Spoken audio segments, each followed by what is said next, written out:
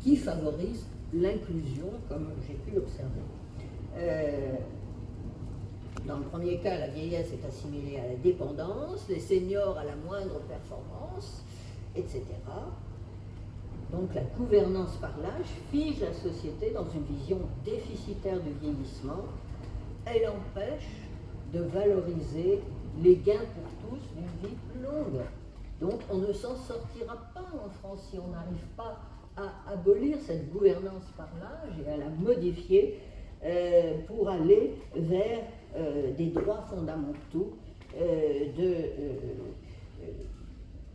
créer des droits fondamentaux. Bon, j'ai bien peur que je sois peu entendue sur ce chapitre pour la gouvernance par l'âge des populations. Bon, c'est peut-être pas... mais j'y tiens parce que c'est vraiment un problème qui nous empêche, et je ne suis pas... C'est pas seulement un constat pessimiste, mon livre. C'est que, en fait, je plaide... C'est un plaidoyer pour prendre en compte la longévité. Qu'enfin, en France, on parle de longévité et que l'on ne soit pas obsédé par le vieillissement des populations. On ne parle que de ça, et donc on ne voit que l'aspect perte, déclin. Alors que si on prenait en compte les progrès de la longévité, on pourrait optimiser ces nouvelles ressources de personnes à 60 ans en bonne santé, qui ont une espérance de vie longue et qui peuvent encore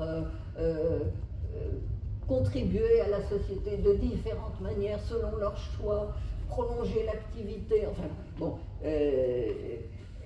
voilà, donc je presse, je plaide pour que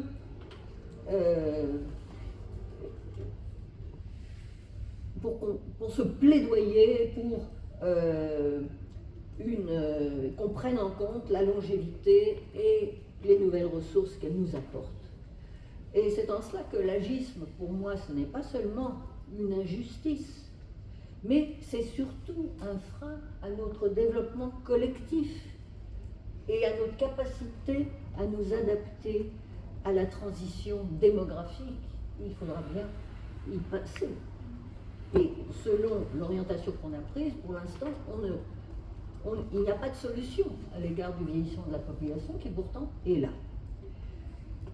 Donc je plaide pour qu'on prenne en compte l'enjeu d'avenir, comment vivre, travailler et coexister entre 4 générations dans des sociétés où la vie humaine peut durer 100 ans.